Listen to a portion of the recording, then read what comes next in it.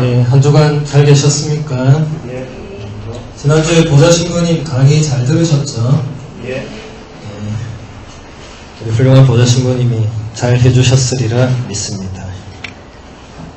오늘은 이제 나머지 7성사 중에 4가지를 마저 배워보도록 하겠습니다.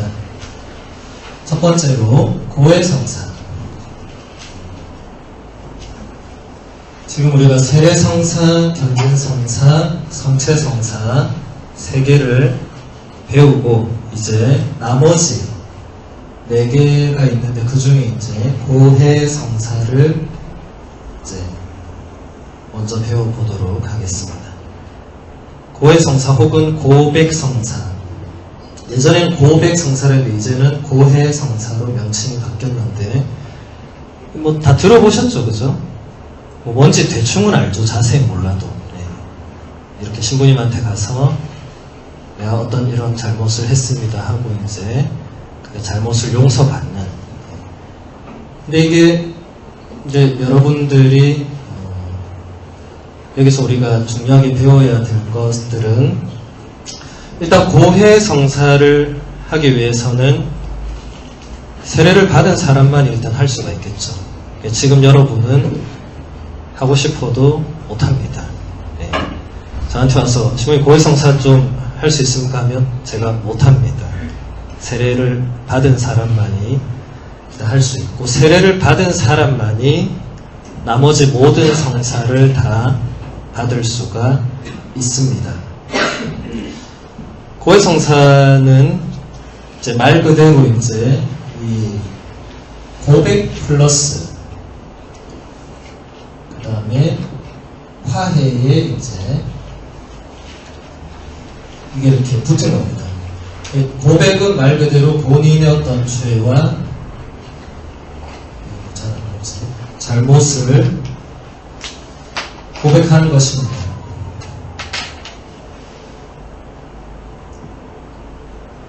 얘도 잘 안 나오네.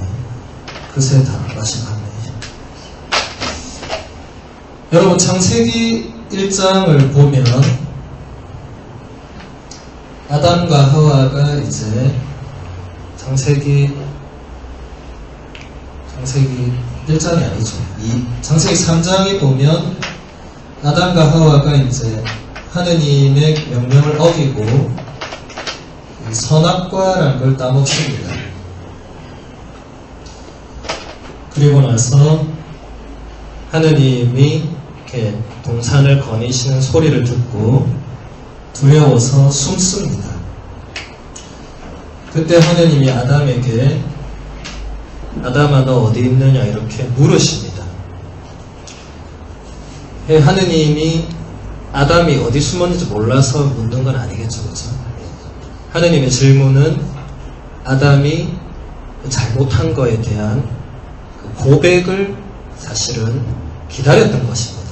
근데 아담은 하느님께 죄를 고백하지 않고 뭐라고 했냐면 당신이 저에게 살라고 주신 저 여자가 저한테 그거 줘서 먹었다. 이걸 뭐라고 하죠? 변명이라고 하죠. 다른 말로는 핑계라고도 하겠습니다. 그래서 하느님이 다시 하와한테 묻습니다. 너는 왜 그랬느냐? 하와라도 제가 잘못했습니다. 제가 주님 명령을 지키지 못했습니다. 이래 하면 되는데 하와는 또 뭐라고 하냐면 뱀이 저한테 와가지고 저 따먹어도 된다 하길래 따먹었습니다. 이렇게 고백을 하지 않고 변명과 핑계로 이제 우리의 첫 인류가 이제 그렇게 한 것인데 그게 어떻게 보면 우리 인간의 본성을 보여줍니다. 여러분 어릴 때 가만히 생각해 보시면 우리 부모님 몰래 뭐 잘못을 하다가 걸립니다. 부모님이 왜 그랬어요? 이렇게 물어보잖아요. 그때 우리가 뭐라고 했는지 어릴 때 생각해 보시면 바로 우리도 잘못했으면 이렇게 잘 안 합니다. 이게 먼저 나오죠. 진짜 그렇게 됩니다. 그렇죠? 네. 그래서 사실 이 고해성사라는 게 쉬운 것은 아닙니다. 그리고 우리가 이제 이 죄를 고백한다는 이 자체가 여러분이 이때까지는 그럴 필요 없이 살아왔잖아요. 그냥 자유롭게 살면 되잖아요. 근데 이제 세례를 받고 나면 이런 것이 이제 필요해집니다. 왜냐하면 우리가 하느님 앞에서 또 이 사람들 사이에서 그냥 아무렇지 않게 살 수는 없죠. 뭔가 우리가 서로 지킬 건 지켜야 되고 그런 계명과 규정들이 어디에나 있죠. 사회에도 있고 우리 교회 안에도 있고 우리 내면의 양심에도 있습니다. 근데 우리가 그것들을 항상 잘 지키면 좋겠지만은 그것도 참 어렵죠. 우리가 나약한 인간이기 때문에 죄를 지을 수 있습니다. 넘어질 수 있고 잘못할 수 있습니다. 근데 중요한 것은 이제 그것을 이제 고백을 해야 되는데 여러분이 이렇게 죄를 고백할 때 이 대상은 물론 저희 이제 사제들인데 제가 성사 처음 이렇게 얘기할 때 여러분에게 얘기했을 겁니다. 성사의 주인은 그러니까 성사를 집전하시는 실제 성사의 집전자는 항상 예수 그리스도이십니다. 우리 사제들은 도구로 쓰이는 겁니다. 그러니까 예수님께서 하시는 일을 우리 도구로 쓰입니다. 자, 고해성사도 보면 여러분이 이제 나중에 고해성사하면 이제 우리한테 이렇게 와서 잘못을 고백을 합니다. 그러면은 저희가 듣습니다. 듣고 나서 거기에 대해서 뭔가 이야기를 해주고 보석을 주고 그리고 마지막에 사제경을 외워주면서 하느님의 용서를 선포를 해줍니다. 하느님께서 당신을 용서하셨다. 이제 평안히 가시면 되겠다. 제가 하는 게 아니고 하느님이 용서하시는 거를 제가 선포 전해주는 겁니다. 이걸 많은 분들이 이 부분을 이 사람이 다 한다고 생각해요. 그래서 고해성사를 매우 두려워합니다. 뭐 예를 들어서 우리 성교부 차장님, 제가 성교부 차장님 목소리를 합니다. 그냥 목소리를 들으면 누군지 안다는 소리죠. 그러면 저한테 안 오려고 하겠죠, 그렇죠? 저한테 오면 나를 알면 어떡하지? 이렇게 되면 이제 곤란하죠. 물론 여러분 고해서 들어가면 이게 가려져 있어서 누가 들어오는지 몰라요. 근데 목소리를 들으면 알 수도 있겠죠. 그런데 제가 하는 게 아니기 때문에 안다 해도 그렇게 중요하지 않습니다. 실제로 예전에 있었던 일인데 어떤 본당 신자가 이제 고해성사를 이제 하게 됐는데 어쩌다 보니까 본당 신부님이 거기 줄에 걸린 거예요. 오토바이에서 줄에 걸렸으니까 들어가서 해야죠. 그래서 이분이 이제 들어가서 코를 이렇게 막고 성부와 성령 막 이렇게 한 거예요. 그렇게 하고 고해 다 하니까 신부님이 바로 우리 실비아 씨 감기 걸렸어요 이렇게 물어본 거예요. 본인은 이렇게 코 막고 막 아닌 척 했는데 이거는 이제 뭐 무속의 이야기지만 중요한 것은 이제 이 신부님이 개인적으로 여러분의 죄를 듣고 용서해주고 이런 차원이 아니고 하느님께서 이제 여러분의 죄를 이제 용서해주는데 이제 그 사제들이 그것을 선포를 해주는 것입니다. 근데 예전에는 신부님들도 이 부분을 잘 많이 간과하셨어요. 그래서 어떤 신자 들어오면 막 되게 뭐라고 이랬어요. 어떻게 뭐 네가 신자로서 그럴 수 있냐 고함치고 이런 예전에 그런 신부님들이 계셨습니다. 저도 어릴 때 고해성사하면 많이 혼났어요. 저도 어릴 때부터 성당 이렇게 열심히 다녀야 되는데 막 빼먹고 놀러 다니고 이러니까 막 되게 혼냈어요. 근데 그런 거는 잘못된 겁니다. 어쨌든 하나님의 용서를 선포해줘야 되고 고해성사의 이 모든 그 안에서의 내용은 철저한 비밀입니다. 여러분 세상에 비밀이 있습니까 없습니까? 제가 볼 때는 고해성사를 제외하면 거의 비밀이 없습니다. 여러분 가장 친한 친구에게 그런 얘기하죠. 야 이거 진짜 비밀인데 항상 얘기하면 그 친구가 다음에 딴 데 가서 야 걔가 이거 진짜 비밀이라고 했는데 이렇게 하더라. 물론 고의적으로 그렇게 하지는 않겠지만 살다 보면 그렇게 얘기를 할 수도 있죠, 그렇죠? 하지만 고해성사는 그 안에 그 어떤 내용도 저도 말할 수 없고 여러분도 말할 수 없습니다. 그것은 교회법으로 엄격하게 이제 금지가 되어 있습니다. 뭐 여러분들은 말할 수도 있겠지만 나가가지고, 근데 제가 만약에 나가서 우리 선교 차장님 뭔 죄를 고백했는데 제가 그걸 딴 데 얘기했다, 예를 들면 그 순간 저는 이제 사제 생활을 더 이상 할 수가 없습니다. 자동으로 이 사제직에서 파문이 됩니다. 이 고해의 비밀을 누설했기 때문에 그렇습니다. 그래서 여러분들이 고해성사의 안에서 여러분이 하는 고백은 모두 다 철저히 비밀이 유지됩니다. 그리고 이 사제들이 여러분의 어떤 죄와 잘못을 기억하고 있을 거라고 생각할 필요가 없습니다. 제 경험상으로도 듣고 나오면서 다 잊어버립니다. 들을 때는 뭐 듣고 있으니까 뭐 내용이 많구나 이런 거 생각하지만 이제 나오면 저도 이제 제 할 일도 바빠 죽겠는데 뭐 남의 죄와 잘못을 제가 뭐 기억해서 뭐 하겠어요. 저만 피곤해서. 그래서 전혀 그런 것은 본질적인 부분이 아닙니다. 근데 여러분들이 지금 기존 신자들도 보면은 좀 그런 외적인 이런 부분에 좀 많이 이렇게 민감해하는 경향이 있는 것 같고, 그리고 사실 우리가 죄를 고백하는 저 자체가 어떻게 보면 굉장히 용기를 필요로 하는 행위입니다. 내가 뭔가 남이 알 수 없는 나만의 어떤 부끄러운 잘못을 누군가에게 고백하는 그 자체가 제가 볼 때는 이미 엄청난 행위입니다. 그렇기 때문에 사실 많은 사람들이 고백 자체를 잘 안 하려고 하죠. 그리고 제대로 자신을 고백을 하기 위해서는 필요한 전제 조건이 있습니다. 그게 뭘까요?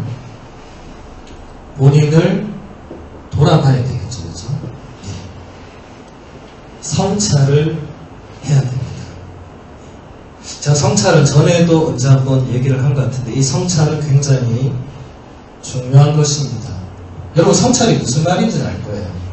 예를 들어 양심 성찰이다 그러면 여러분 양심에 비추어서 양심을 기준으로 여러분의 생각과 말과 행동을 돌아보는 게 성찰이겠죠. 적어도 하루에 한 번이라도 그 하루를 돌아본다면 우리는 금방 알 수 있습니다. 내가 오늘 생각하거나 말하거나 행동한 것 중에 뭐가 잘못된 거고 뭐가 죄가 되는 거고 아닌지 우리는 압니다.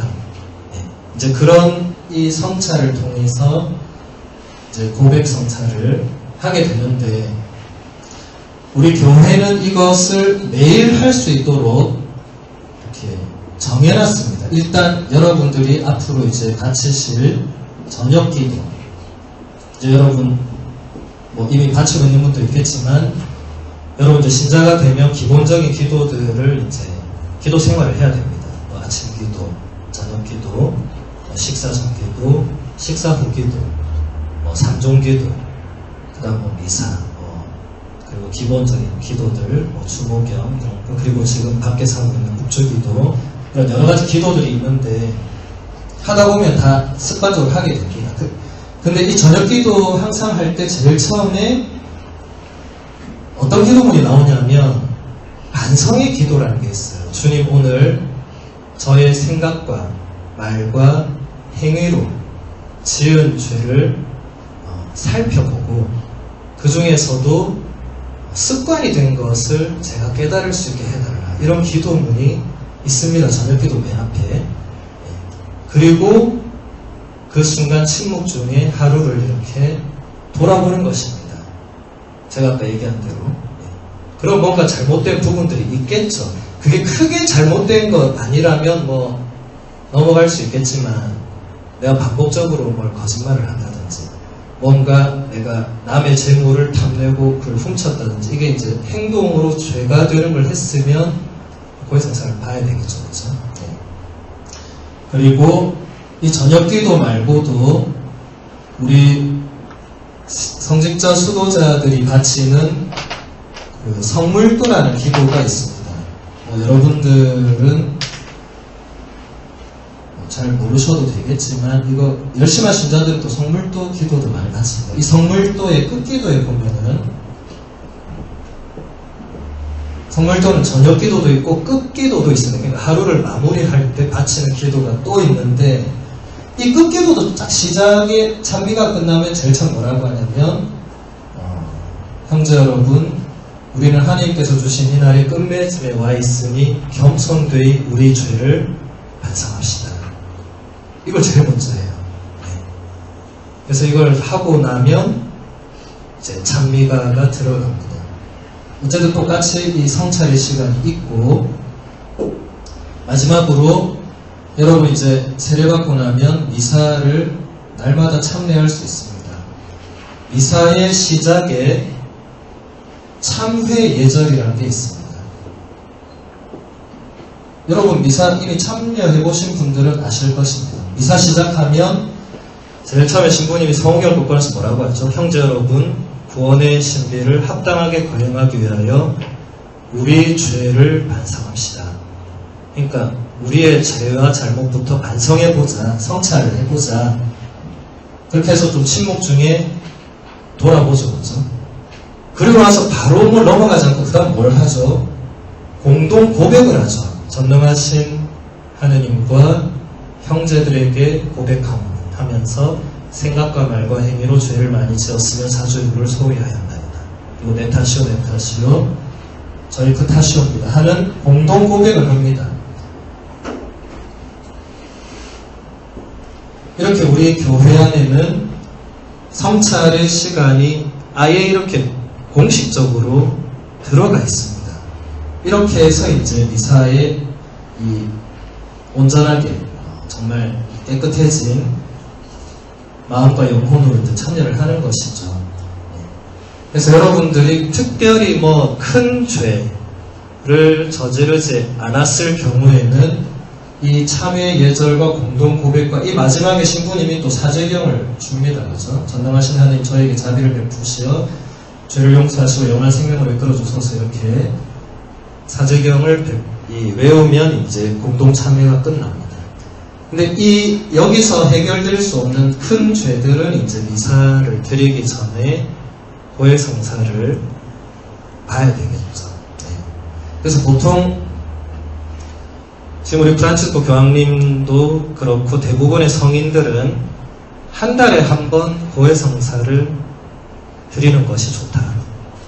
이렇게 권고하고 있습니다. 의무는 아니고 권고인데 왜 한 달에 한 번이냐? 제 경험상 한 달을 넘어가면 그 전에 한 달을 거의 기억을 못합니다. 예. 우리의 기억력이라는 게 한계가 있죠.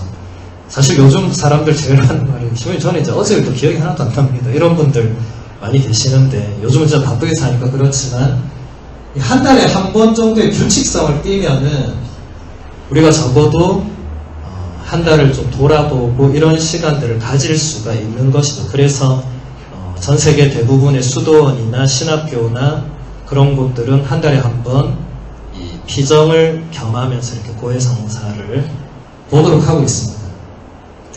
근데 사실 여러분이 굳이 의무적으로 해야 된다면 1년에 2번을 합니다. 지금 우리 교회는 성탄 때 한 번, 부활 때 한 번, 이 가장 큰 이 대축일을 앞두고 이때 고해성사를 다 이렇게 드리도록 하고 있습니다. 근데 꼭 여기에 매일 필요 없이 가장 좋은 건 한 달에 한 번 혹은 2달에 한 번 좀 규칙적으로 이렇게 고해성사를 하는 게 좋습니다. 그러면서 자신을 돌아보고 이제 또 변화가 될 수 있죠. 이게 왜 중요하냐? 여러분 이 몸 건강도 굉장히 중요하지만 이 내면의 건강, 정신 건강, 영혼의 건강, 마음의 건강도 제가 볼 때는 훨씬 더 중요합니다. 몸이 아무리 건강하고 말짱한 사람이 있다고 합시다. 그런데 내면이 뭐 예를 들어 좀 엉망진창이다. 맨날 뭐 이렇게 아프거나 뭔가 아픔과 상처가 많거나 누구를 미워하거나 미움받거나 뭐 시기 질투하고 온갖 이런 게 내면 안에 어지러운 사람이 있다면 몸이 멀쩡해도 이 사람은 더 아픈 사람이에요. 네. 차라리 몸이 아픈 게 나을 수도 있어요. 몸은 시간이 지나면 몸은 자연스럽게 이렇게 낫게 되어 있습니다. 근데 마음이란 건 그렇지 않습니다. 마음은 우리가 제대로 이렇게 그때그때 돌보고 가꾸고 이렇게 하지 않으면 이 안에 이게 쌓이고 쌓이면 나중에 본인이 어떻게 할 수가 없는 그런 상태도 많죠, 그죠? 고해성사가 이제 그런 부분에 대해서 많은 도움을 줍니다. 그리고 고해성사 말고는 여러분들이 어디 가서 하느님의 용서를 선포받는 곳은 없습니다. 고해성사 말고는 제가 여러분을 이 죄를 용서해 줄 수도 없고, 여러분끼리도 뭐 서로 잘못을 용서할 수 있다고 그걸 뭐 선포하고 이런 거 없어요. 그거는 공식적일 수가 없죠, 그죠? 그래서 고해성사가 필요하고, 또 여러분들이 이제 들어가서 고해성사를 할 때도 제가 지금 얘기하는 것처럼 이 신부님이 어떻게 두려워하고 이럴 것 없이 그냥 본인이 성찰한 대로 그 부족한 부분, 잘못한 부분을 그냥 고백하시면 됩니다. 그러면은 그 신부님이 나머지 부분은 다 알아서 해줍니다. 근데 지금 우리 여기 기존의 교우님들을 두고 제가 하는 말은 아니고, 많은 교우들이 보면 고해성사 들어와서 고백하는 가장 많이 고백하는 이 잘못이 있는데, 그게 바로 주일 미사를 내가 빠졌다. 대부분 신자들이, 대부분 아니고 많은 신자들이 고해성사 들어와서 제가 고해한 지 얼마 됐습니다 하고 주일 미사를 몇 번 빠졌다, 이 부분이 가장 많이 나와요. 그 다음에는 죄가 없어. 한 3개월, 4개월 만에 왔는데 그 사이에 내가 주일 미사를 몇 번 빠졌다만 성찰을 한 거죠. 나머지 부분은 별로 죄가 없어. 이게 사실 굉장히 지금 문제가 있는 것입니다. 몰라서 그런 것일 수도 있고, 제대로 성찰을 안 했을 수도 있고, 여러 가지 이유가 있겠지만, 제가 이 얘기를 왜 하냐면, 앞으로 여러분들이 고백할 때, 이것만 하고 가만히 있어서는 안 된다. 주일 미사를 빠지고 안 빠지고가 큰 죄가 되느냐. 여러분, 구약의 10계명을 보면 이제 이 10가지 우리가 나중에 배워보겠지만, 거기서 보면 이 세 번째 계명이 주일을 거룩하게 지내야 된다, 이게 있거든요. 주일을 거룩하게 지낸다. 거룩하게 지낸다는 저 말 자체도 매우 어려운 말이지만, 주일을 우리가 거룩하게 지내야 되는 이유는 주일이 주님이신 예수님께서 부활하신 날이기 때문에, 우리가 다른 날은 우리가 이제 먹고 사는 이제 평소에 우리가 할 일을 열심히 해야 되지만, 주일은 뭔가 마음이 쉬면서 이제 하느님의 무언가를 해야 된다, 이거죠. 우리가 우리 스스로 뭘 거룩하게 하는 것은 있을 수 없죠, 인간이기 때문에. 그러니까 하느님의 뭔가 일을 우리가 할 때 우리가 그걸 거룩하게 뭔가를 할 수 있겠죠. 그 중에 가장 큰 것이 어떻게 보면 이 미사죠, 미사. 그래서 주일 미사를 우리가 드리는 것인데, 이걸 빠졌다고 무슨 대죄가 되느냐, 그렇게 생각하시는 것은 조금 곤란합니다. 예를 들어서 여러분이 살다 보면은 주일 내내 진짜 몸이 너무 아파서 꼼짝 못할 수도 있고, 뭐 아니면은 뭐 어디 멀리 이렇게 뭐 친척들이 어디 갔는데 뭐 미사 시간을 못 맞추고 그럴 수 있는 상황이 굉장히 많죠, 그죠? 그런 게 있을 수 있고, 이거 거룩하게 지내라는 게 내가 의도적으로 주일을 막가파식으로 놀자 이러지 않는 이상은 그 크게 그렇게 잘못되고 이런 건 아닙니다. 오히려 제가 아까 얘기한 저 다른 우리의 어떤 내면의 어떤 생각과 말과 행동을 돌아보는 이게 사실 중요한데, 그걸 쏙 빠지고 오로지 요거를 빠졌느냐 안 빠졌느냐, 빠지면 고해성사 드리러 오고 안 빠지면 계속 그냥 아무렇지 않게 신앙생활하고, 이게 사실은 더 저는 문제가 있다고 봅니다. 그래서 여러분들이 앞으로는 이제 세례성사를 받고 첫 고해를 하고 나면 그 뒤부터는 이제 아무도 여러분에게 언제 고해성사해라 이런 얘기 안 할 거예요. 알아서 하는 거예요. 그때 이 부분을 잘 기억하면 좋겠습니다. 요 주일 빠지고 달려오고 이런 게 아니라 이 늘 성찰하는 이 부분을 성실히 하면서 아 정말 내가 그냥 이 미사의 공동 참여만으로는 안 되는 죄들을 지었을 때 그때 이제 고해성사를 하러 오는 게 좋겠죠. 그리고 꼭 그런 게 없다 하더라도 한 달 혹은 2달, 진짜 길면 3달에 한 번이라도 좀 규칙적으로 이렇게 고해성사를 보면서 이제 본인의 어떤 내면도 들여다보고 뭐 또 원한다면 조금 더 길게 신부님한테 이제 신청을 해서 그냥 일반적 고해성사보다 조금 더 길게 좀 면담 성사 형식으로 이렇게 할 수도 있습니다. 뭐 할 얘기가 좀 많이 있으신 분들은 그렇게 할 수 있어요. 어쨌든 똑같습니다. 그렇게 앞으로 고해성사를 잘 그렇게 하시면 좋겠고, 여러분이 이제 고백을 하고 나면 이제 신부님이 보속이라는 걸 줄 겁니다. 보속. 예. 이건 뭐냐면 여러분이 이제 지은 죄를 이제 하느님이 물론 다 용서해 주시죠. 근데 여러분들도 그 어떤 고백과 이 용서에 대한 뭔가 내가 정말 이제 앞으로 그런 잘못을 다시 되풀이하지 않겠다는 그런 결심의 표현이라고 보시면 되겠습니다. 보속은 여러분이 정하는 게 아니라 그 고해 사제가 여러분의 잘못을 듣고 나서 거기에 맞게 뭐 묵주기도를 바치라든지 뭐 성경 어디를 읽으라든지 뭐 성체조배를 하라든지 뭐 주모경을 바치라 이런 그런 것 중에 한 가지를 줍니다. 그러면 이제 나오셔서 그걸 하시면 됩니다. 네. 그러면 고해성사는 끝납니다. 그래서 사실 형식적으로 되게 간단해요. 그냥 들어가서 여러분 서공경 붙고 첫 고해는 이제 첫 고해입니다 하고 나중에는 뭐 고해성사 한지 얼마 정도 되었고 그동안 제가 잘못한 거는 이러이런 것들을 제가 잘못했습니다. 이렇게 하면 이제 신부님이 거기에 대해서 뭐 훈화를 해주고 사제경을 외우고 죄의 용서를 선포하고 보속을 주고 하시면 됩니다. 되게 간단하죠. 그런데 사실 막상 하려고 하면 여러분도 쉽지는 않을 겁니다. 이게 얼마나 어렵다는 것은 다 알고 있습니다. 왜냐하면 지금 프란치스코 교황님도 한 달에 한 번은 꼭 고해성사를 드립니다. 그분이 하느님은 아니죠, 그죠? 그분도 인간입니다. 물론 제가 생각할 때 그분이 한 달 동안 죄를 지어봤자 얼마나 짓겠습니까만은 그분은 한 달에 한 번 꼭 고해성사를 다른 신부님한테 드리고 저도 마찬가지죠. 저도 여러분에게는 이제 제가 이제 고해소에서 고해성사 이렇게 하지만 저도 어디 다른 신부님 찾아가서 저도 고해성사 해야 됩니다. 네.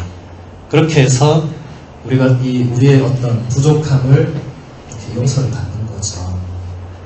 그래서 고해성사는 이 정도로 하겠습니다. 앞으로 여러분들이 1년에 2번 꼭 해야 될 때는 뭐 당연히 해야 되지만 그 외의 시간에도 저는 저 성찰 저 부분을 여러분이 잘 이렇게 하시면 좋겠다.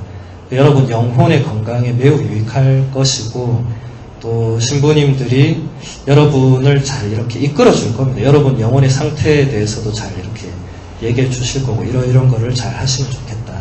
이렇게 하시면 됩니다. 앞으로. 자, 그 다음에 이제 병자성사라는 것이 있어요. 병자성사. 이제 병자성사는 말 그대로 이제 아까는 제가 이 내면의 건강, 정신 건강, 이 마음의 건강 이런 쪽으로 이 고해성사가 주로 이렇게 이루어진다면 병자성사는 말 그대로 이 외적인 건강, 육체적으로 병이 있거나 아프거나 뭐 수술을 하거나 뭐 이런 여러 가지 몸이 안 좋을 때가 있을 수 있죠. 그럴 때 병자성사를 받을 수 있습니다. 네. 여러분 세례성사 받고 나면 나머지 모든 성사를 다 받을 수 있습니다. 그래서 여러분이 신부님한테 청하면 됩니다. 그냥 오늘처럼 이렇게 미사, 고해성사 맨날 정해져 있는 저거는 안 청해도 와서 받을 수 있고 병자성사 같은 것은 지금 여러분이 뭐 지금 막 병원에서 수술 받고 지금 이건 아니잖아요. 그러니까 지금 제가 여러분 누가 어디가 아픈지 몰라요. 그러니까 청해야 제가 줄 수 있는 겁니다. 뭐 예를 들어 갑자기 어디가 아파서 뭐 수술을 받아 입거나 그러면 이제 빨리 이 성당에 이제 알리면 사무실에서 이제 저희들한테 누가 지금 수술 전에 병자성사를 참합니다. 그럼 바로 이제 가서 병자성사를 드리는 겁니다. 병자성사는 크게 두 가지입니다. 하나는 기름을 발라주고 그 다음에 손을 얹고 기도를 해주는 크게 두 가지로 이루어집니다. 이 기름을 발라주는 것은 이 성경에서도 보면 마르코 복음서에 보면 예수님의 제자들이 가서 병자들에게 기름을 부어주고 손을 얹고 기도하니까 이 병자들이 계속 치유됐다. 이런 구절이 있고 또 그 이외의 성경을 이제 야고보의 편지라든지 이런 데 읽어보면 이 병자들이 이 원로들을 부르면은 가서 기름을 붓고 기도를 해주면 병이 나을 것이다. 이렇게 되어 있습니다. 근데 이게 여러분이 착각하시면 안 되는 게 이 개신교, 이 사이비 개신교가 이런 것을 사실 잘못해서 사람 죽이잖아요. 기도해서는 안 된다고 병원 안 가고 계속 기도하고 있잖아요. 그죠? 그런 거 하면 안 됩니다. 병원 가야지 병원에. 아프면 병원을 가야지. 병원 안 가고 계속 저한테 와가지고 신부님 기름만 부으면 내가 이게 아니에요. 그런 게 아니고 우리가 하는 이것은 제가 성사 초반에 이렇게 설명했듯이 이런 건 굉장히 어떤 표징입니다. 표징. 만약에 병자성사 기름 발라 다 나오면 모든 사람들이 병원을 왜 가요? 병원 다 문 닫아야 돼요. 저 병원에 돈 주고 갈 필요가 없잖아요. 다 성당 와서 줄 서 있으면 기름 발라주면 다 나오면은 말도 안 되는 거죠. 이것은 하느님께서 우리를 돌보고 어루만지시고 계신다는 그런 표징을 드러내는 것이지. 그래서 제가 처음부터 얘기했잖아요. 세례 안 받은 사람들은 이런 거 줄 수 없다. 왜냐하면 믿지 않는 사람한테 이런 거 해봤자 아무런 의미가 없는 거예요. 이런 표징을 믿음으로 받아들여야 이게 뭔가 상호작용을 해서 뭔가 내가 지금 몸은 아프지만 뭔가 나도 지금 주님의 고통에 이게 동참하는구나. 혹은 하느님께서 나를 보살펴 주시는구나. 내가 이 고통 중에서도 내가 하느님을 놓지 않아야겠구나. 이런 신앙적인 작용이 중요한 거지. 아니, 해줬는데 신부님 병이 안 났습니다. 이건 말도 그 의사한테 얘기하죠. 의사한테. 의사 정확히 해줄 겁니다. 석 달 뒤에 어디가 좋아질 거고 이런 약을 먹으면 될 거고 얘기해 주겠죠. 예. 기도도 마찬가지죠. 안수기도 한 번 한도 병이 다 나오면 모두 저한테 와서 안수기도만 받으면 됩니다. 저 동생병은 저한테 문 닫아야 됩니다. 네. 근데 그럴 수가 없는 것이 제가 기도한다고 병이 다 나오면은 저도 여기서 이럴 필요 없죠. 어디 상쾌하게 돗자리 깔고 한 방에 얼마 받고 해줘야죠. 그죠? 근데 그런 게 아닙니다. 이것도 다 이 상징적인 거죠. 이 예수님께서 병자들에게 이렇게 손을 얹어서 병을 치유해 주셨는데 예수님은 손을 얹어 병자가 나을 수밖에 없죠. 그분은 하느님과 같은 분이기 때문에. 근데 우리 사제들이 하는 것은 그렇게 바로 낫는다 이게 아니라 그런 하느님의 손길이 당신을 보살피고 계신다는 것을 보여주는 겁니다. 제가 표징이 뭐라고 했죠? 뭔가 눈에 보이지 않는 어떤 하느님의 은총이나 이런 것을 드러내 보여주는 그 무언가, 이 동작, 이 예식, 이런 모든 것은 다 그 안에 포함됩니다. 그래서 이것은 내가 믿음으로 받아들일 때 뭔가가 이 작용을 하는 것이죠. 나는 그런 거 못 믿겠다. 그러면 병자성사 못 주는 거죠. 청할 수도 청하지도 않겠지만.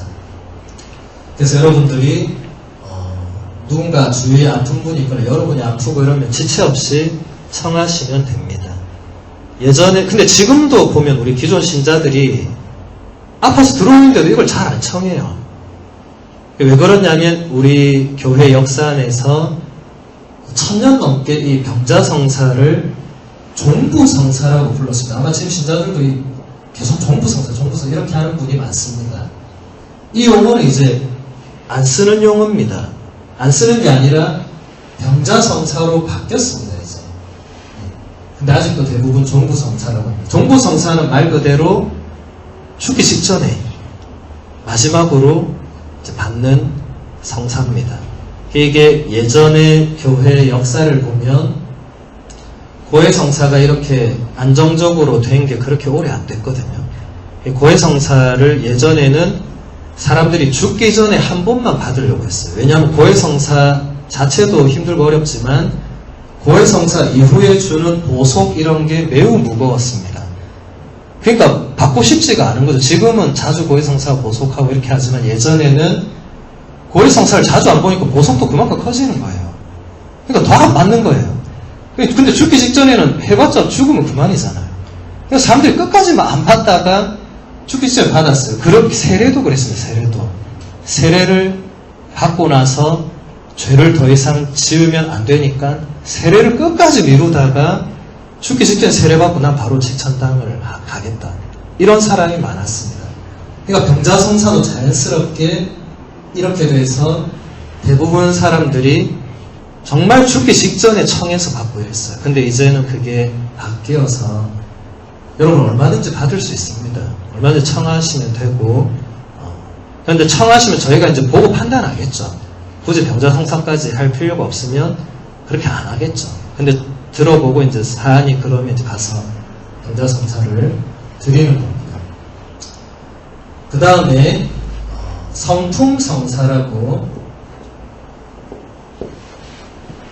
이거는 여기 계신 여러분들은 해당 사항이 없겠습니다. 왜냐하면 결혼한 사람은 혼인성사를 하고 이 성품성사는 이제 결혼하지 않은 세례받은 남자들 중에서 이것을 받을 수 있습니다. 그러니까 저 같은 사람, 저는 이미 받았어요. 받아서 저도 이제 끝났고 이건 말 그대로 이 성직자의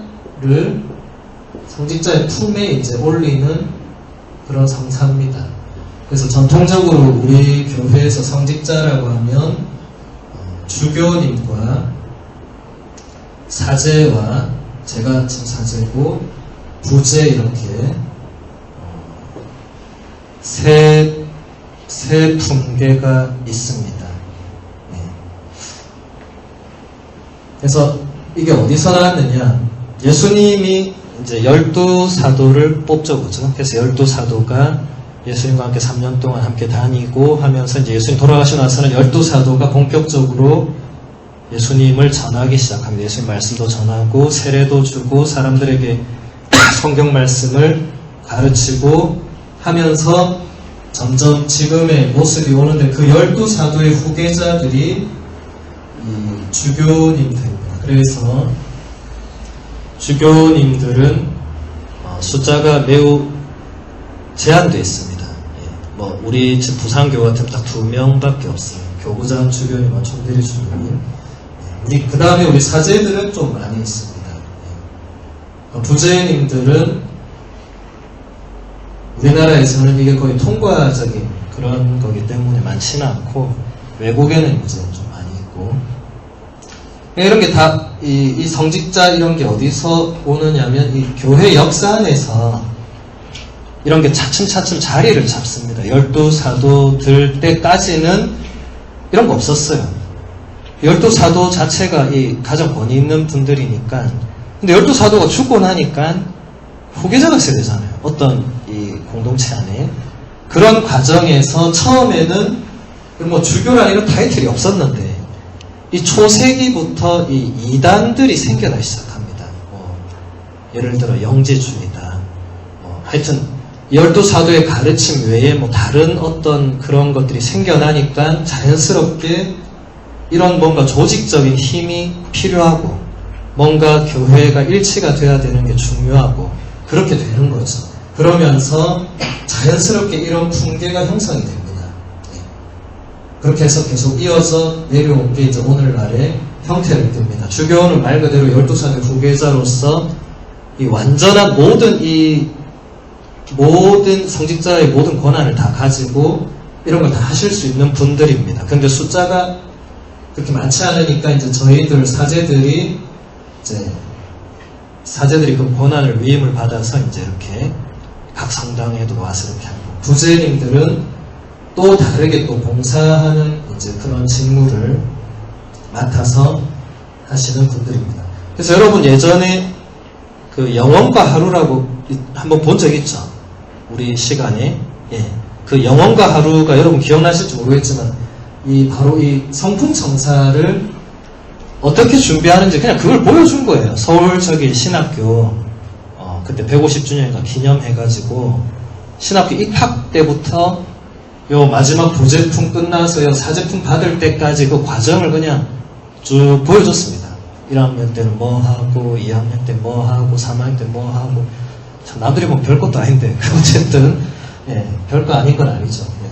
어쨌든 그렇게 해서 10년의 과정을 거치고 나서 이제 이렇게 올라갑니다. 부제 사제로 이렇게 부제품을 받고 그 다음 사제품을 받고 이 사제들 중에서 이제 또 주교품을 받고 자 그러면은 여러분이 알고 있는 교황님은 뭐냐 이게 교황 지금 프란치스코 교황님이 있는데 자 교황님은 이 셋 중에 어디에 해당되겠어요? 싹 다 해당됩니다. 교황님 부제품을 받았습니다. 그 다음에 사제품을 받았습니다. 그 다음에 주교품을 받았습니다. 그 다음에 추기경으로 서임이 됩니다. 추기경은 서임되는 겁니다. 이거는 서품되는, 그러니까 품계에 올라가는 거고, 추기경은 교황님이 요 세 분들 중에 뽑는 겁니다. 교황님이 임명하는 겁니다. 당신은 이제부터 추기경이다. 그러니까 추기경은 어떻게 보면 좀 명예직 이런 게 있습니다. 그리고 교황이 될 수 있는 자격을 받습니다. 그리고 교황을 선출할 수 있는 투표권을 받습니다. 그러니까 특별한 분들이죠. 우리나라에 김수환 주의경님이 계셨죠. 돌아가셨고 지금 정진석 주의경님이 있고 염수정 주의경님이 있죠. 근데 교황님이 되거나 투표를 하려면 만 80살이 안 되는 사람만 할 수 있습니다. 그러니까 정진석 주의경님은 이미 만 80이 훌쩍 넘었으니까 이제 안 되고, 지금 염수정 주의경님은 아직 교황 선출권을 가지고 계시죠. 그래서 이제 여러분이 지난 2013년도를 기억해 보시면 베네딕토 교황님이 갑자기 물러났습니다. 그래서 그때 전 세계 추기경님들이 한 자리에 모였죠. 로마에. 그래서 다시 그 투표를 해서 이제 거기서 프란치스코 교황님이 되신 겁니다. 교황님은 베드로 사도의 후계자라고 합니다. 베드로. 12사도 중에도 베드로가 이제 으뜸 사도의 역할을 했습니다. 그리고 여러분들이 다음에 마테오복음서 16장을 읽어보면 예수님이 베드로한테 뭔가 특별한 권한을 주시는 장면을 볼 수 있습니다.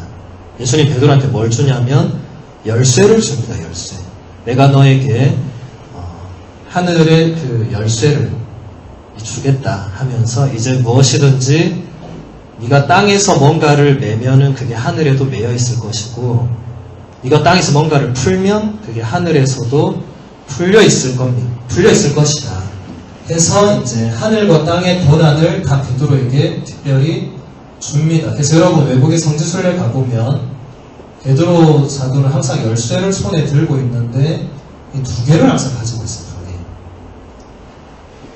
우리말로는 그냥 열쇠라 되어 있지만 이제 이 원문에 보면 다 그게 복수로 되어 있습니다. 복수. 그러니까 하늘과 땅의 권한을 모두 다 받은 사람. 그 후계자가 바로 교황님입니다. 그래서 교황님은 숫자가 더 작겠죠. 지금 교황님이 역사 2000년 전체 통틀어서 266번째 교황님입니다. 베드로부터 해서. 그러니까 베드로부터 2000년 동안 266명의 교황님 밖에 없었어요. 주교님은 그보다 훨씬 많았고, 신부님은 뭐 그보다 훨씬 더 많았겠죠. 이렇게 해서 이 분들이 이제 성직자가 되어서 이렇게 성사를 집전하고 여러분에게 하나님 말씀을 선포하고 가르치고 교리도 가르치고 모든 걸 하는 것입니다. 그리고 마지막으로 이제 혼인성사라는 게 있습니다. 혼인성사. 혼인성사는 일단 여러분 아시는 결혼을 말합니다. 그런데 우리는 가톨릭 교회는 결혼이 그냥 결혼이 아니라 이것도 성사다. 그러니까 다른 말로 하면 하느님이 하시는 것이다. 그래서 예수님이 제자들이 찾아왔을 때 예수님이 이렇게 제자들이 질문합니다. 남편과 아내가 서로 갈라져도 되느냐? 이혼해도 되느냐? 이걸 물었을 때 예수님 뭐라고 대답하냐면 창세기에 뭐라고 되어 있느냐? 아담이 이제 여자와 결합해서 이제 둘이 하나가 되었다. 그러므로 이제 그 둘은 따로 둘이 아니라 하나가 되었기 때문에 하느님께서 맺어주신 것을 사람이 갈라놓을 수는 없다. 이렇게 예수님 얘기를 하시거든요. 그래서 우리는 혼인이 성사가 됩니다. 그래서 우리 가톨릭 교회에는 이혼이라는 말이 없습니다. 왜냐하면 이게 이제 하느님이 맺어주신 것이기 때문에 사람이 임의로 마음대로 풀 수가 없는 것입니다. 그러니까 일단 이 차이가 중요하죠. 세상 사람들이 그냥 세상에서 결혼하면 그냥 내가 좋아서 했으니까 내가 싫으면 헤어질 수 있다고 지금 일반적으로 대부분 생각할지, 물론 이렇게 쉽게 생각은 안 하겠지만 어쨌든 지금 우리 전 세계적으로 이혼율은 상당히 높습니다. 그리고 점점 증가하는 추세입니다. 어떻게 보면 가톨릭 교회만이 그런 것에 있어서 굉장히 남들이 볼 때는 보수적으로 안 된다 이렇게 하지만 그게 보수적인 그런 성격만 있는 게 아니고 본질적으로 볼 때 일단 혼인은 하느님께서 맺어주신 것이다. 그것이 가톨릭 교회 안에서 했든지 밖에서 했든지 아무 상관없고 하느님께서 맺어주신 것이다. 그러니까 그 안에는 하느님의 뜻이 담겨져 있다. 사람이 마음대로 난 오늘부터 더 이상 저 사람하고 살기 싫다 이렇게 해서 이혼하는 그런 게 안 된다는 것입니다. 그런데 예를 들어서 이건 예를 들은 거지만 혼인을 정말 이렇게 서로 사랑하는 남녀가 이렇게 정상적으로 해야 되지만 예를 들어 그걸 속였다. 예를 들어 어떤 사람이 알코올 중독이고 대단한 폭력성을 가지고 있는데 그걸 연애기간 내내 숨기고 결혼해서 그 다음날부터 매일 술을 먹고 들어와서 아내를 폭행한다. 이거는 뭐가 되죠? 혼인 무효가 됩니다. 그러면.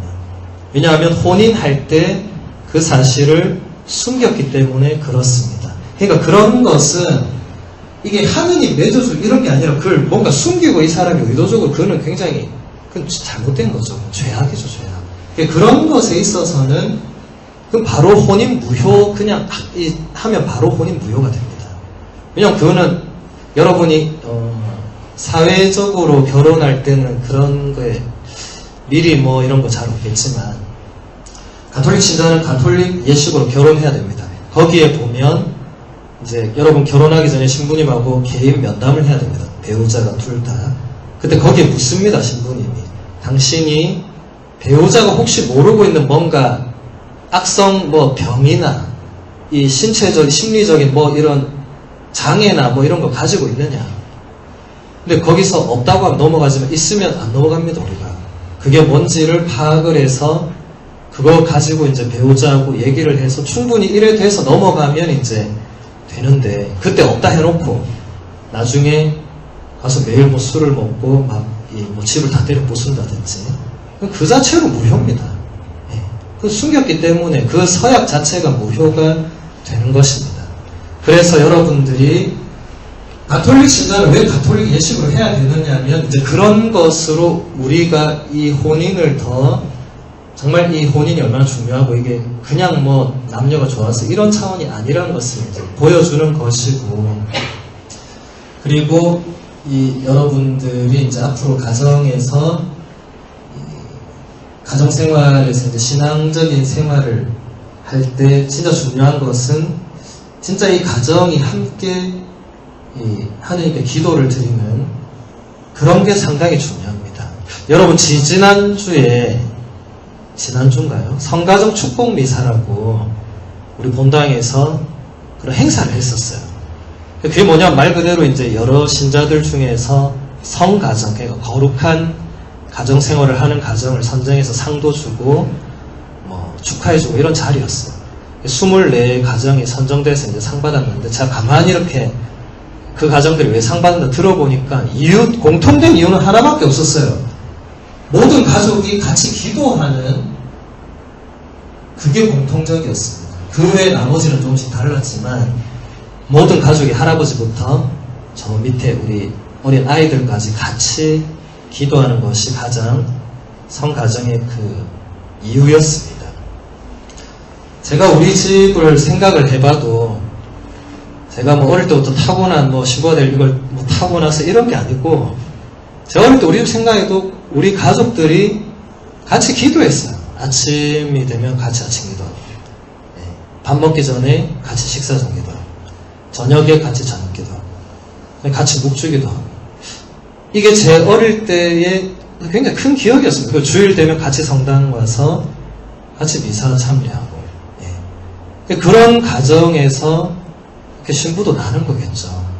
근데 신부가 꼭 나기 위해서 그런 게 아니고 가정에 정말 이 혼인 성사로 이루어진 가정이 정말 하나님 안에서 계속 가기 위해서는 같이 기도하는 게 참 중요하더라. 그런 것입니다. 그래서 여러분들이 앞으로 이제 세례를 받으면 뭐 다른 가족이 신자가 아니면 어쩔 수 없겠지만 같은 가족이 다 신자면은 같이 기도할 수 있는 것이죠. 이 간단한 기도들을 같이 할 수도, 미사도 같이 올 수도 있고 그렇게 해서 이 혼인 성사를 잘 이렇게 지켜나가시는 게 중요하고, 우리 지금 프란치스코 교황님이 가정을 굉장히 중요하게 생각합니다. 그래서 가정, 요즘 왜냐면 워낙 현대 사회에서 자꾸 가정에 뭔가 불화가 생기고 불행이 오고 뭔가 깨지고 이런 과정에서 많은 사람들이 이 상처를 받고 돌이킬 수 없는 어떤 결과를 안고 살아가고, 이런 현실에서 교황님이 자꾸 이제 가정의 중요성을 강조를 하시는데, 여러분이 가정생활을 뭐 다 해보셔서 알겠지만 참 쉬운 게 아니죠, 그렇죠? 그래서 교황님이 가정 안에서 꼭 우리가 지켜야 될 핵심적인 거 몇 가지를 얘기를 하신 적이 있습니다. 일단 부부를 예를 들어가지고, 여러분들이 이제 부부로 대부분 이제 살고 계시니까 뭐 저보다 더 잘 아시겠지만, 1년 365일 중에 부부가 싸우는 날이 많을까요? 안 싸우는 날이 많을까요? 본인 가정을 굳이 안 보더라도 싸우는 날이 안 싸우는 날보다 훨씬 더 많습니다. 우리 집만 이상한 게 아니라 대부분 그렇습니다. 365일 중에 300일을 싸우고 한 60일을 안 싸우고 대부분 그렇습니다. 그럴 수 있습니다. 그리고 그게 자연스러운 겁니다. 근데 중요한 것은 교황님이 이 부부에게 당부한 것 중에 가장 큰 것은 싸우고 나서 잠들기 전에, 그러니까 더 정확하게 표현하면 그날을 넘기기 전에 반드시 뭔가 화해의 제스처 한 가지를 하고 자면 좋겠다. 그러니까 그냥 자지 마라. 그래 싸우고 다 때려 부수고 하더라도 그날 넘기기 전에 뭔가 화해의 제스처를 하고 그날을 넘기는 거하고 그냥 될 대로 되라고 넘기는 거는 굉장히 다른 거죠. 근데 쉬운 거 아닙니다. 그 화해의 제스처는 교황님이 구체적으로 얘기하지 않았습니다. 무엇이든지 여러분이 할 수 있는 정말 작은 제스처라도 하고 그날을 반드시 넘기면 좋겠다. 한번 잘 생각해 보시면 좋겠고, 그 다음에 가정의 3가지 키워드를 교황님이 이렇게 제시를 했습니다. 여러분, 키워드는 다 무슨 말인지 알죠? 이게 가정을 이루는 핵심적인 그런 요소가 되는데, 그 교황님이 이태리어를 쓰시니까 첫 번째로 이태리어로 이제 페르메소라고, 이태리 사람들이 페르메소를 언제 쓰냐면 뭔가 동의나 허가를 구할 때 씁니다. 이렇게 페르메소 하면 내가 지금 이거를 해도 되겠습니까? 이런 거예요. 그러니까 이게 가정의 핵심 키워드의 1번이 된다는 것은 다른 말로 하면은 가족의 동의 없이 내 마음대로 뭘 해서는 안 된다 이거겠죠. 그렇죠? 그리고 가족을 내가 그만큼 존중한다는 의미가 있겠죠. 그게 배우자든 자녀든 어쨌든 같이 사는 가족의 이 첫 번째 이 페르메소를 자주 하라는 거죠. 그러니까 그냥 마음대로 이렇게 하지 말고 이걸 해도 되는지를 물어보라는 겁니다. 물론 당연히 하라 하겠지만 그래도 물어보라는 겁니다. 그만큼 이 상대방을 존중하는 그런 게 중요하다.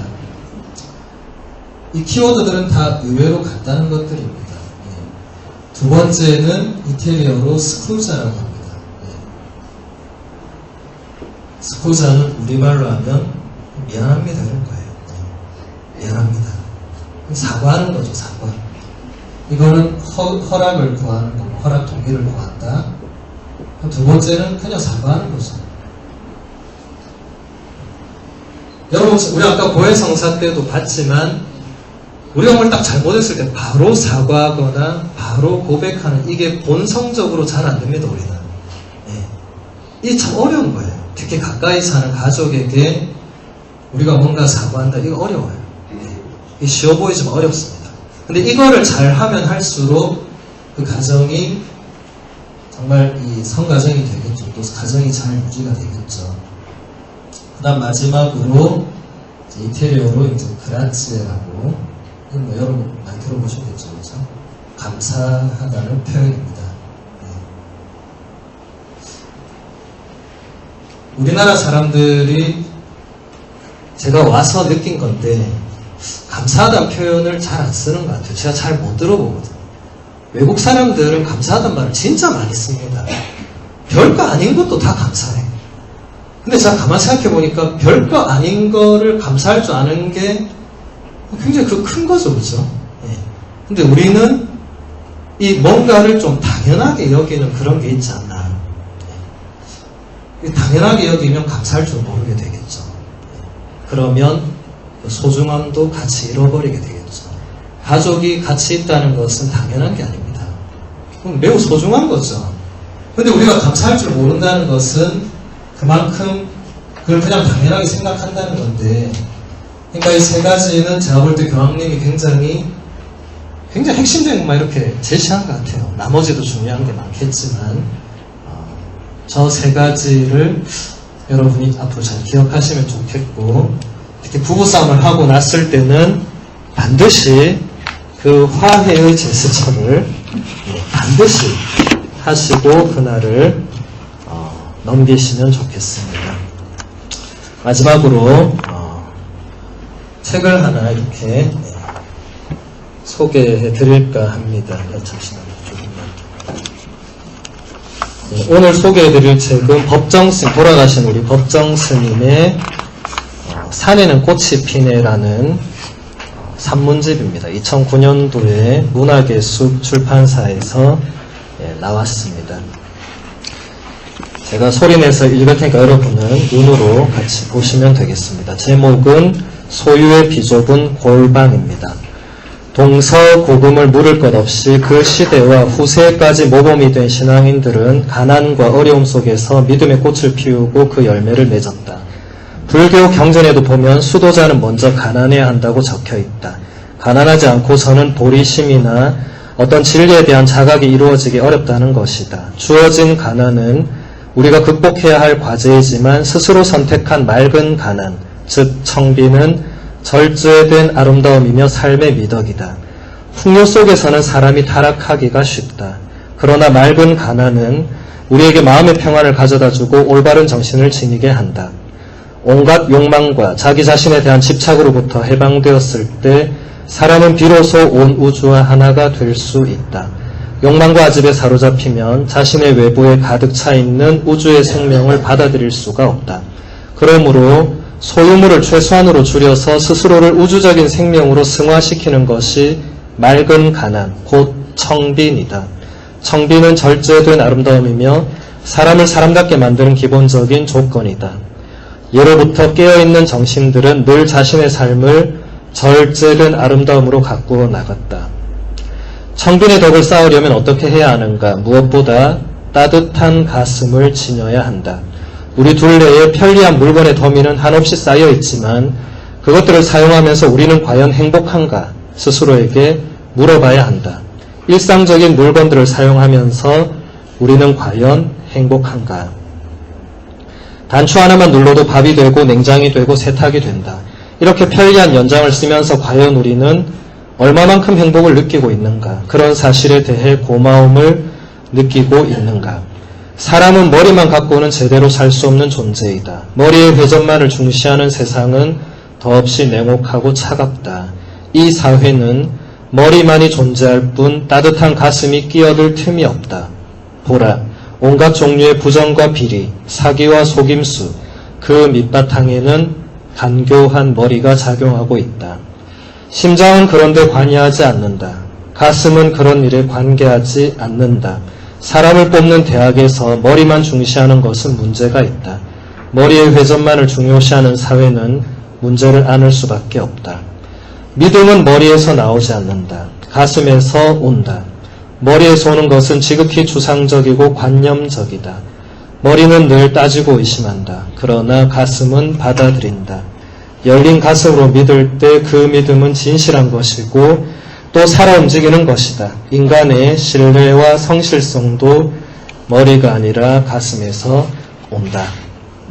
제가 몇 주 전에 법정 스님의 이 무소유라는 책을 소개했고 또 오늘은 이제 산에는 꽃이 피네라는 다른 책을 소개했는데 이제 법정 스님은 더 이상 우리 곁에 없지만은 스님의 책들은 지금 다시 읽어도 정말 우리가 생각해봐야 될 좋은 내용들이 상당히 많습니다. 그리고 비록 종교는 우리가 다르지만 뭔가 이 위로 갈수록 이 어떤 위대한 정신세계는 통하는 게 많은 것 같아요. 그래서 예전에 법정 스님은 자주 명동성당에 와서 강연 같은 거 하고 그랬습니다. 우리 신부님들도 그 법정 스님 절에 그 길상사라고 그 가서 이제 자주 또 강연도 하고 했는데 어쨌든 여러분들이 이 시대를 살아가면서 이런 이 위인들, 훌륭한 분들의 어떤 삶과 가르침에서 좋은 가르침들을 많이 배울 수 있겠습니다. 그래서 오늘은 여기서 마무리하고 다음 주 목요일 이 시간에 다음 과주제로 넘어가도록 하겠습니다. 영광송으로 마치겠습니다. 영광의 성부와 성자와 성령께